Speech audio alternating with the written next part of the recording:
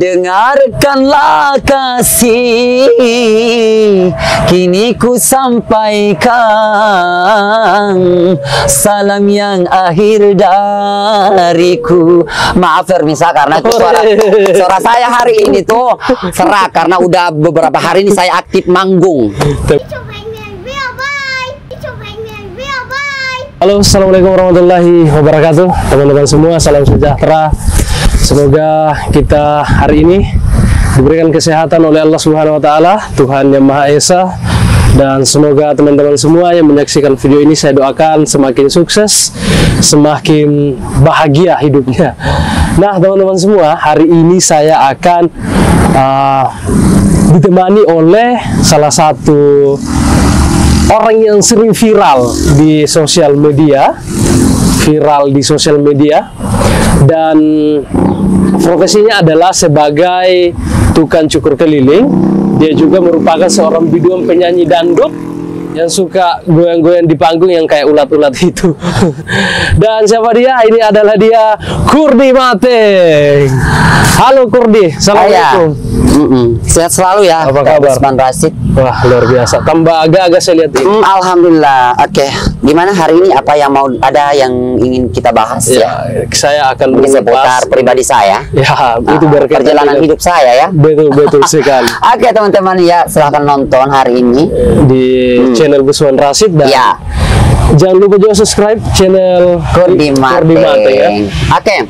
Kurdi, ini ya. sebenarnya kamu ini kenapa pakai Mateng di belakang ini? Kamu ini lahir di Mateng atau seperti apa sebenarnya? Kalau saya kemarin kalau untuk asli saya itu suku Mandar, Mapili, Mapili dan Majene. Kalau Mapilinya itu dari mama, itu bapaknya mama itu dia Mapili. Kalau untuk mamahnya mama, saya itu Sendana Pelatuang, daerah Pelatuang. Jadi saya itu aslinya Polewali dan Majene, bukan asli Mamuju. Ya. Tapi saya orang tua saya merantau ke Mateng. Jadi akhirnya. Jadi sambil cerita sambil minum dapat. Oke, bisa. Begitu ya. Jadi mamamu sama bapakmu merantau ke Mateng. Itu sebagai petani atau sebagai petani. Dan itu kamu lahir di Mateng pada saat itu. Iya, saya lahir di Mateng, alhamdulillah. Lahirnya kemarin. Berarti kalau begitu, mamamu sama bapakmu orang Polewali, orang kalau mama orang Majene, Sendana. Ya, maksud saya, mamamu orang di sana. Orang di sana. Karena kalau lahir di Mateng ke orang Mateng. Oh iya sih. Tapi kalau mau nggak bisa loh. Kalau misalkan kita bilang ya dari mana aslinya sukunya kan. Tapi kalau suku boleh. Tapi kamu orang Mateng. Iya, sebenarnya ya itulah. Nah, begini saja, Mandar Mateng. Iya, begitu benar. Mandar Mateng. Nah, usiamu saya dengar masih pada saat itu kamu masih kecil. Masih kecil ya. Ibu meninggal ya? Iya. Kalau saya waktu kecil kemarin itu saya kalau nggak salah kata kakak saya itu saya umurnya sekitar 8 bulan, mama saya udah meninggal. Masih merangkak gitu ya. Terus kalau untuk ngerawat sih ya saya ikut sama kakak, dan kemarin sempat saya beberapa tahun itu saya nggak tahu bahwa mama saya sebenarnya mama meninggal kan, karena yang saya anggap mama itu adalah kakak pertama saya yang merawat saya selama ini waktu mama meninggal. Itu. Jadi yang asuh kamu ini kakak perempuan pertama. Kamu berapa bersaudara? Saya bersaudara ada 6, satunya meninggal. Berarti kamu anak terakhir ya? Anak terakhir, saya anak terakhir dari istri ke pertama. Karena bapak itu 3 kali beristri. Masya Allah. Jadi total saudara dari 3 ibu? Kalau kenapa ibu? Kan 3 ibunya. Iya, 3 ibunya. Jadi total bersaudara itu ada berapa? Kalau di istri kedua, kalau nggak salah berapa ya? Sama bapak saja. Kalau saya sama bapak itu 6 semua. 6 orang. Bapak mama. Bapak mama. Yang sama bapak saja, maksudnya di istri kedua dan ketiga ada juga. Sama bapak ada. Kalau sama bapak yang istri ketiga kalau nggak salah dia anaknya 3, 4, tapi 2 ada yang meninggal. Sekarang hidupnya 2. Yang anak istri ketiga. Pernah ketemu ya? Istri pertama, istri kedua nggak pernah ketemu. Istri ketiga ya pernah sempat sama kemarin tinggalnya waktu kan dia istri ketiga sama bapak. Tapi saya kemarin ikut sama kakak pertama karena saya itu kalau untuk mama tiri sih ya nggak terlalu ini. Tapi ya mau kita kembali ke pertama tadi. Jadi selama kecil itu tinggal sama kakak ya. Kakak iya. Nah itu ceritanya kemarin kakak saya itu bilangnya tadi saya anggap dia mama saya karena kan saya kan nggak tahu. Kita kan waktu bayi kan, ya anggaplah kayak bayi kan udah 8 bulan kayak ini kan, 8 bulan kita itu kan dikatakan sudah baru apa ya ingatannya ini toh belum. Jadi waktu saya kecil itu ya mama udah meninggal, jadi kita sampai SD kelas berapa ya kemarin kalau nggak salah kelas 1 sampai kelas kalau udah masuk kelas 3 itu saya ingat saya kemarin kakak saya itu sudah jujur kamu nggak usah manggil saya mama lagi. Terus pada saat itu perasaannya bagaimana? Ya saya kaget lah ya, mana bisa kok bisa gitu? Emang kenapa? Bang, kalau mama kita itu udah meninggal. Saya ini kakakmu. Ya saya nggak tahu, tapi ya pada saat itu kakak tak sudah berkeluarga? Belum, dia cewek loh, dia kalau pada saat itu umurnya sekitar di bawah 19 lah ya. Ya masih usia anak juga. Masih usia anak juga, tapi tuh banyak kemarin yang datang yang ini laki-laki kan, yang gombal-gombal. Dia kirain kakak saya itu janda. Karena kan ada ini saya dikirain janda, padahal bukan janda. Dikirain sudah bersuami dan punya anak kan, padahal ini yang sudah ikut terus sama dia saya adiknya. Dan kamu agak mirip sama kakakmu. Mirip sih. Jadi kira anaknya kan. Perjalanannya lah, masya Allah. Nah setelah itu lanjut cerita, kakak ini dia ngomong kamunya nggak usah saya itu ini kakak kamu nggak usah ini manggil mama terus ya nggak tahu ya akhirnya kita dibawa itu nangis. Ya perasaan sih ya nggak terlalu ini maksudnya sedih sih, tapi ya mau diapalah kalau udah gitu jalannya. Ya akhirnya saya dibawa ke kuburan mama untuk melihat kuburannya. Toh itu. Nah di situ. Nah setelah itu nggak lama bapak tuh beristri lagi. Ya soal itu nggak usah dibahas. Ya udahlah. Apalagi yang akan kita bahas ini perjalanan hidup lagi masih. Ini kan videonya kan sempat viral. Sempat viral. Itu kamu mau viral atau tidak sengaja viral? Kalau untuk viralnya kemarin itu saya pertama buat konten di waktu zaman-zaman corona. Pertama corona kan. Ya kan saya orangnya kerjanya bukan cukur keliling, bukan cukur rambut. Dipanggil orang waktu saya di Mate.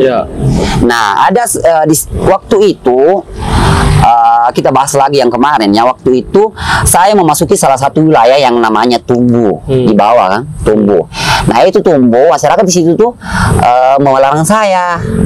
Melarang saya untuk masuk mencukur keliling karena mungkin dikira penyebar, maksudnya ini dianggap penyebaran virus kan waktu itu. Tapi kau tahu pada saat itu ada corona? Kau tahu itu corona pada saat itu? Belum ya, kalau dari teman-teman ya kita tahu sih, tapi namanya kita mau kerja ya apalah daya kita harus masuk kerja. Karena hari itu ya kebetulan saya juga anak kos-kosan.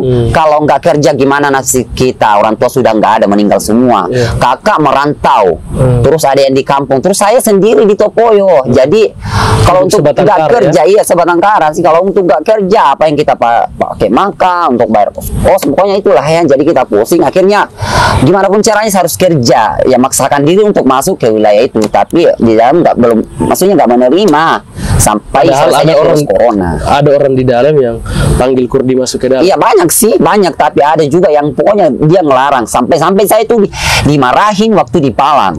Kamu nggak boleh masuk, nggak boleh penyebaran virus. Tapi itu kemarin saya kan marah-marah, komplain. Kenapa sih saya dilarang? Sedangkan orang yang jualan ikan, jualan sayuran masuk loh jualan. Saya yang dilarang. Kalau untuk bicara penyebaran virus itu lebih parah yang mereka. Karena itu bawa juga ikan, uangnya dipegang, ikannya dibeli, terus yang jualan sayuran pakai mobil pick up, mendatangi satu rumah kan, berjejer rumah dia datangin. Mana lebih parah kalau misalkan dikatakan penyebaran virus. Makanya dari itu, disitulah video saya bikin konten. Kenapa di sana melarang saya? Karena kan di situ saya sebut nama Pak Desanya. Karena sempat waktu saya di Palang, katanya saya bilang, ini siapa yang malang? Siapa yang melarang saya? Bilang, katanya Pak Desa di sini itu dilarang masuk. Dan pada saat itu buat video tujuannya, ya saya buat video tujuannya untuk mempertanyakan kenapa saya ini dilarang masuk, apaan ini. Tapi setelah videonya viral pernah dipanggil tidak? Iya sih, enggak dipanggil. Enggak dipanggil. Enggak ada. Kan kita kan masih saling memaafkan kan, gitu, salah paham sih sebenarnya. Nah, Sekarang, iya lanjut lagi sedikit. Alhamdulillah itu dari video itu sebelum saya buat konten saya yakin ini akan viral karena kita bertengkapkan itu. Maksudnya ini kita sebut nama pemerintah setempat. Gak gampang loh orang mau pengen. Maksudnya kayak bilang begitu. Kita takut-takut kan, tapi saya karena saya udah emosi dilarang karena pekerjaan saya sudah tertutup. Ya saya harus bicara, harus ngomong. Walaupun saya mau dipanggil nantinya saya harus bicara juga. Misalkan mau atau di persidangan atau di mana, yang jelas saya itu udah nggak ada yang rasa takut.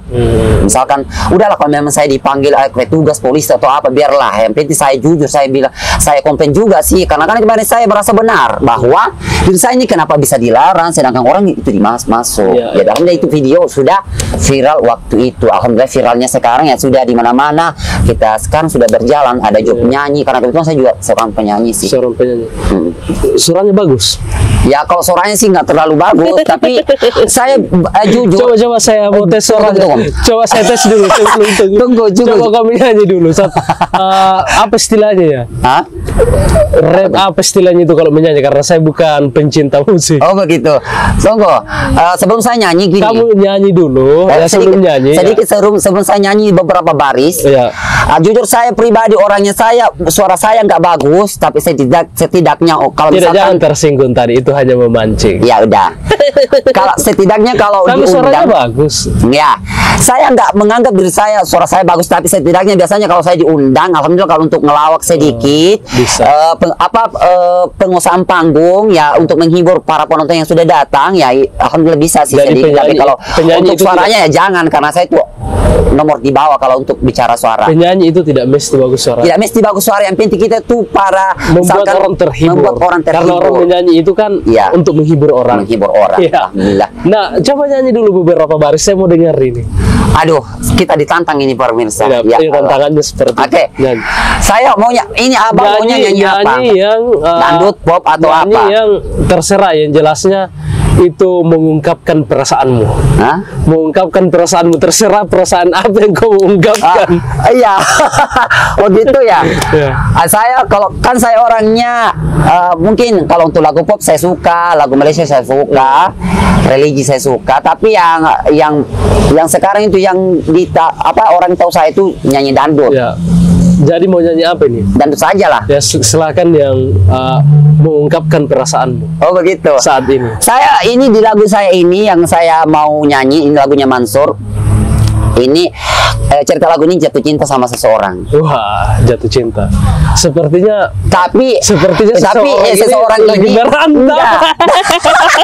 Tapi seseorang ini dia tuh merantau ya. Tidak punya kekasih. Oh begitu. Jadi yang merantau kemarin itu bagaimana? Ya udah bahas itu saya nggak mau lagi bahas itu ya. Gimana bang? Udah dilanjut. Silakan, sedikit lagi ya, sedikit saja lagunya. Dengarkanlah kasih, kini ku sampaikan salam yang akhir dariku.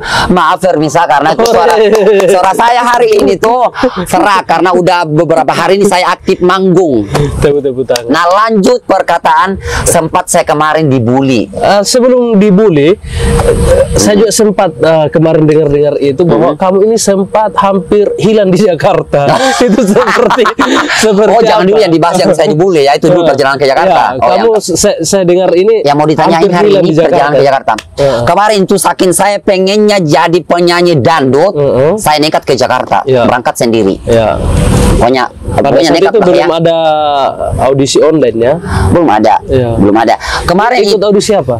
Kemarin itu karena audisi akademi sudah habis, jadi saya mau ikut audisi Bintang Pantura. Kan kalau sudah audisi akademi Bintang Pantura lagi. Jadi waktu zaman-zaman yang kalau nggak salah saya ingat di Jakarta yang zaman yang Ratu Tegal itu artis penyanyi Bintang Pantura. Itu waktu itu saya ikut audisinya, tapi saya sampai di sana 2 hari sudah audisi baru saya tiba di Jakarta. Akhirnya saya terlambat. Terus saya waktu di Jakarta saya nggak tahu mau kemana karena kan nggak ada teman di sana. Terus pokoknya itu kita tersesat di Jakarta. Akhirnya saya terlantar selama hampir kalau saya ingat sekitar 16 hari saya di Jakarta itu tidur di pinggir jalan. Wow. Terus bangun di pinggir. Terus kalau untuk nyari makannya, kan uang saya udah menipis nih. Jadi kita mau ngirit. Untuk nyari makannya saya makan cari makan di studio, nonton di studio Indosiar. Karena di studio Indosiar itu kalau kita ikut nonton, kita di absen tengah malam itu, kalau sudah pulang penonton kita dikasih makanan. Ya, di salah satu stasiun televisi. Iya, Indosiar saya tempatin nonton. Ya, sebut saja di salah satu. Iya, salah satu stasiun TV. Jadi di situ saya nonton, setiap malam saya dapat makanan. Tapi nanti dapat makanan kalau jam 12, sekitar jam 12 malam. Jadi saat itu dalam satu hari, dalam satu hari makannya pagi nasi uduk harga 5.000 atau 3.000. Ada nasi uduk yang dijual di depan studio saya bilang tadi. Itu saya beli, saya makan pagi terus ya udah nggak makan lagi sampai sore, sampai ini sudah misalkan udah maghrib belum. Nanti makannya jam 12 malam, jadi makannya itu pagi sama jam 12 malam. Tuh. Nah, untuk saking mengeritnya saya uang, terus sempat saya minum di masjid, air kerang saya minum karena udah kehausan, nggak beli aqua di ini, uang kembali saja di Sulawesi sudah nggak cukup. Nah hari itu alhamdulillah ada juga teman yang sempat dapat saya nonton di depan studio, dia ngajak saya ke rumahnya. Terus tapi cuma 1 malam nginap.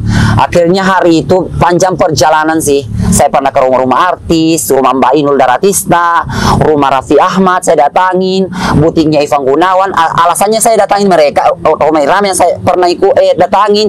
Alasannya saya datang ke rumah-rumah mereka, saya itu pengen ngelamar jadi pembantu saja. Karena kan saya nggak tahu mau kemana, mau gimana lagi saya hidup di kota ini. Karena saya nggak tahu orang, terus saya jujur maklum lah, saya kemarin orangnya belum tahu, belum ada FB. Saya kan ya on kalau untuk masalah belum ada Instagram, HP-nya cuman kome-kome kan. Kata orang Mamuju, HP itu yang kecil, bukan Android. Jadi ya itu saya udah ini otaknya sudah nggak teratur ya. Saya bilang saya harus cari rumah-rumah artis, bagaimana caranya agar saya bisa jadi pembantunya saja walaupun cuma pembersih taman. Nah, artis yang saya datangin itu saya ingat Mbak Inul Daratista yang di Jalan Pinang. Kenapa harus artis? Iya kan, cuman yang itu pikiran saya, kalau misalkan artis ini, misalkan dia terima kita jadi pembantunya, ya kita hidup lah, nggak jadi terlantar di Jakarta, nggak jadi mungkin jadi pengamen atau apa. Jadi saya niatnya datangi rumah-rumah artis ya untuk bisa tapi sama sekali tidak bisa masuk. Pertama rumah artis yang pertama saya datangi karena kebetulan artis idola saya dari kecil sampai sekarang yaitu Inul Daratista. Yang saya hafal rumahnya di Pondok Indah 1 kalau nggak salah, itu Jalan Pinang Mas. Rumahnya Ahmad Dhani dulu, baru rumahnya Inul Daratista itu Jalan Pinang Mas. Saya sempat duduk di depan rumah Inul Daratista. Dia pokoknya kemarin itu waktu zaman Ratu Tegal itu penjaga pagarnya Inul Daratista lihat saya. Saya sempat duduk di rumahnya Mbak Inul Daratista, lama loh ya saya duduk. Saya udah kayak orang gila di sana. Di depan. Maksudnya ngemis-ngemis, pengen jadi pembantunya walaupun nyapu taman kalau memangnya saya bisa diambil jadi pembantunya mereka. Itu bicara sama siapa? Saya bicara sama penjaga pagarnya. Bilang bisa ketemu, ya nggak bisa. Itu kalau mau ketemu sama artis ada perjanjian dulu, nggak bisa ketemu. Jadi saya cuman duduk di situ depan rumahnya Mbak Inul Daratista sampai yang nggak diterima lagi, sampai sore saya duduk di sana. Sempat saya bermalam di masjid juga, ada di belakang rumahnya Inul tuh ada masjid. Saya lupa nama masjidnya, yang jelasnya saya pernah nginap di masjid itu. Terus paginya saya lanjut perjalanan nyari lagi alamat Ipan Gunawan. Nah, yang saya dapat alamat Ipan Gunawan yang ada di Cipete, Komplek Perhubungan Laut, itu butiknya. Saya masuk, saya jalan keliling terus sampai dapat tuh alamat, sampai masuk melamar kerja yang nggak diterima lagi, nggak bisa. Terus di depannya Ipan Gunawan itu ada juga teman desainernya itu Banjaka namanya, dekatnya Ipan Gunawan. Saya melamar di situ, nangis, sumpah saya nangis di situ. Saya tanya itu ibu pegawainya kan, ibu-ibu. Dia, Bu, minta tolong saya pengen ini. Saya sudah terlantar di Jakarta, gagal audisi, terlantar di Jakarta, pengennya ya nggak tahu mau kemana. Saya pengen jadi pembantu artis aja, rumah artis kalau memangnya bisa. Terus ibu itu masuk ke dalam, ada orang di luar nangis-nangis. Saya yang dimaksud kan, nangis-nangis pengen dikasih kerjaan, tapi nggak diterima lagi. Yang di sini nggak menerima kerja. Lanjut esoknya lagi, lanjut hari itu lagi, saya lanjut ke rumah Raffi Ahmad yang di Lebak Bulus 3. Kita cerita ya maksudnya yang pernah saya datangin ya, tapi gagal gak diterima jadi pembantu. Raffi Ahmad saya datangin juga di Lebak Bulus. Ya begitu lagi gak diterima, sama Mampang Perapatan Roma gak diterima. Akhirnya saya terlantar. Singkat cerita terlantar. Sudah terlantar itu ya saya, pokoknya singkat. Sempat kecurian. Nah lanjut. Di situ saya sudah stres. Gimana caranya saya sudah terlantar ini? Baru saya telepon kakak saya, belum punya uang untuk ngirim untuk uang kembali.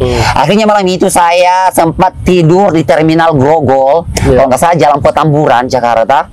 Saya kemarin di sana di Grogol itu tas saya di atas kan, di kepala, tidur tuh ya nggak lama tidur dirampok. Dari situ ya udah melapor sama Polsek, Polres, dan dipulangkan pada situ rute Surabaya, baru kembali ke Sulawesi. Ya, itulah perjalanan mau merubah karir.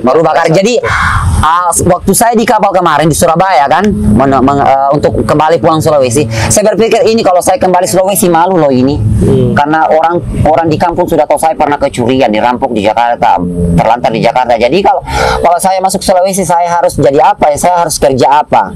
Nah, saya kerjanya kalau bisa tukang cukur keliling saja. Dari situ udah timbul pikiran saya. Kenapa timbul pikiran menjadi tukang cukur keliling? Nah, karena itu kalau untuk jadi tukang cukur, memang saya pernah pengen jadi tukang cukur sih. Waktu sekolah dulu pengen usaha itu. Nah, kan kebetulan saya kemarin nggak punya motor, nggak ada motor. Terus kemarin itu uang yang saya pakai DP motor, kata saya kredit motor. Uang yang saya pakai kredit motor itu yang pertama saya nyicil. Itu uang yang saya kumpul adalah gaji kontrak saya. Sempat ngantor di Mateng ya? Iya, di Mateng. Nah, itu gaji kontrak saya kumpul kan per bulannya ya, saya sudah ditahu kan 300-an per bulan. Jadi sekitar lebih 1 tahun itu baru cukup saya dipakai DP 2 juta. Jadi Kordi itu selesainya SMA selesai SMA ya?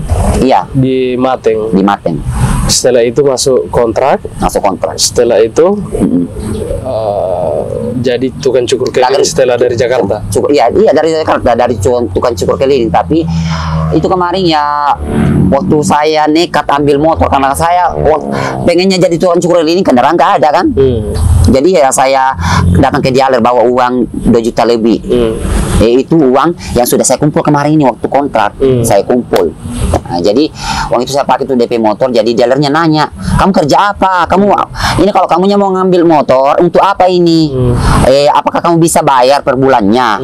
Ya saya bilang, ya ini saya rencana motor ini saya pakai untuk jadi bawa pergi cukur keliling. Siapa tahu ada orang yang mau nyukur sama saya, terus itu yang saya pakai bayar ini. Kalau memangnya gak nyampe, ya silahkan ditarik kembali motornya. Tapi alhamdulillah sampai sekarang ya motornya udah lunas, alhamdulillah, amin. Bahkan ditawari lagi. Karena nggak pernah nunggak saya motor itu semenjak diambil, alhamdulillah. Alhamdulillah rezekinya mengalir. Alhamdulillah sampai sekarang ya, alhamdulillah sekarang ya kembali. Ya masih banyak orang yang penasaran ya dengan saya, khususnya Mamuju, bukan di luar, khususnya Mamuju. Nah, ini persoalan itu sekarang pertanyaannya, saya dibully sekarang karena pernyataannya di sosial media. Di sosial media itu saya dianggap bahwa saya ini merasa bahwa diri saya ini sudah menganggap saya itu seolah-olah artis papan atas. Duh, salah pemirsa, salah. Saya kemarin pasang status karena pernah kemarin saya dipanggil nyanyi di dalam Mamuju. Ya, gak saya sebut jalannya, gak saya sebut tempatnya di mana, tapi yang jelas dalam kota Mamuju. Tuh orang manggil saya nyanyi. Terus ini ada job saya bersamaan tanggalnya, ada job saya yang mau bayar 400 sama yang 350. Nah, ini yang saya terima karena saya bilang, ingat ya, misalkan kamu manggil saya, ya job saya seperti ini. Karena saya sudah punya asisten 1 orang, asisten saya itu kalau ikut ya digaji juga. Nah, dia itu hari itu saya ikut ya, saya ikut. Saya juga jadi MC-nya, jadi penyanyinya. Tapi ini bukan kesalahan tuan rumah. Bukan kesalahan tuan rumah. Yang punya hiburan lah ya. Kamu harusnya mengerti dong. Kita udah capek-capek loh. Bayangkan kita ikut. Kita manggung dari kita ke sana siangnya, manggungnya siang malam kan. Sampai malamnya jam 12 malam kita capek, udah ber-DJ. Diminta penonton, kamu yang kudu nyari DJ, kamu goyang, kita ber-DJ menuruti kemauan penonton. Sampai capek kita goyang sampai jam 12 malam baru kita dikasih honor. Bayangkan cuman 200.000, sedangkan asisten saya ada.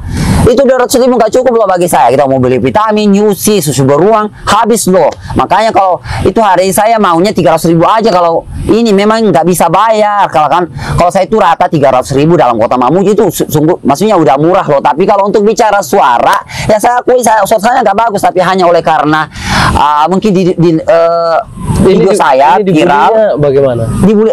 Saya kemarin dibulinya karena saya pasang status. Status saya di situ saya bilang, saya ini kesal hari ini di honor 200. Saya nggak sombong ya.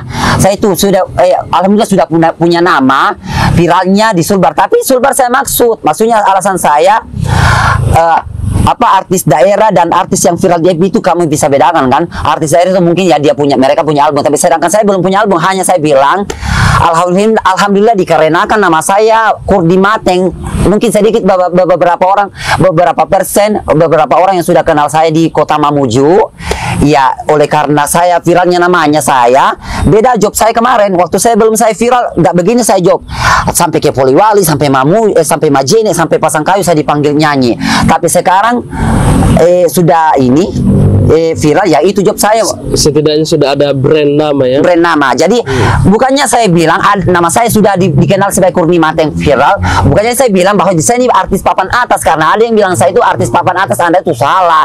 Bedakan artis papan atas. Artis papan atas itu adalah artis yang dikategorikan dikenal 34 provinsi se-Indonesia atau bisa dikatakan penyanyi dunia, ya. Bedakan artis papan atas sama artis viral FB atau artis daerah. Bukannya saya itu bilang bahwa diri saya ini artis papan atas. Anda tuh salah. Karena ada yang bisa bilang kamu tuh sok-sok bilangnya diri kamu tuh artis. Skill kamu tuh kamu bilang kalau itu yang skill kamu kamu gunakan, kamu bilang viral. Emang saya viral tapi di Mamuju. Bukannya saya viral di Sulbar. Kan kalau kita bilang viral di Sulbar cuma satu provinsi doang. Saya nggak bilang viral di beberapa provinsi, saya cuma bilang viral di Mamuju. Udah beberapa orang yang kenal saya. Oke, baik. Walaupun satu provinsi. Bukannya artis papan atas. Udah haus lo menjelasin. Jangan emosi. Jadi anggap saja. Anggap saja tadi itu kalau dibully atau apapun itu, anggap sebagai untuk mendorong biar sebagai motivasi untuk terus sukses. Iya bagus. Iya, orang yang sukses karena berbagai macam rintangan yang dia lewati. Ya anggap saja penggemar ya. Apapun yang dia bilang terserah, tidak jadi masalah. Asalkan itu tidak membuat nyawa kita hilang. Kira-kira yang jelasnya bagi saya pribadi sekarang, yang penting saya itu nggak merugikan orang, hiburlah orang lah ya. Kita tuh posting saya, yang penting kita sopan di FB. Kalau misalnya saya bilang bahwa nama saya sekarang Kurdi Mateng viral, kenyataannya saya viral di Mamuju. Sedikit orang yang sudah kenal saya di mana-mana saya pergi. Kurdi Mateng itu kan sudah kita punya nama. Bukannya dibilang punya nama udah sombong, enggak.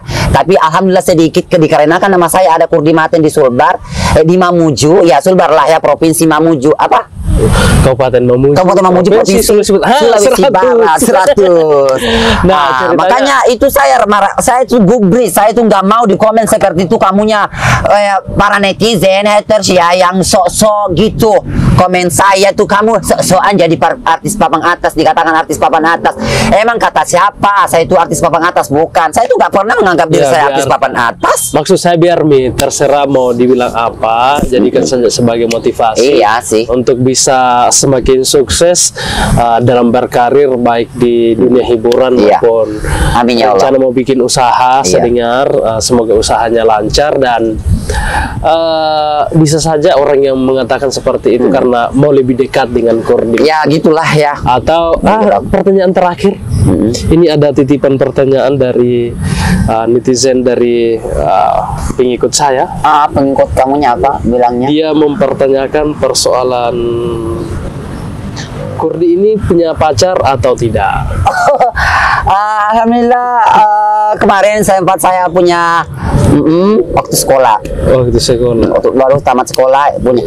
Sempat jujur ya saya bicara hari ini. Ya.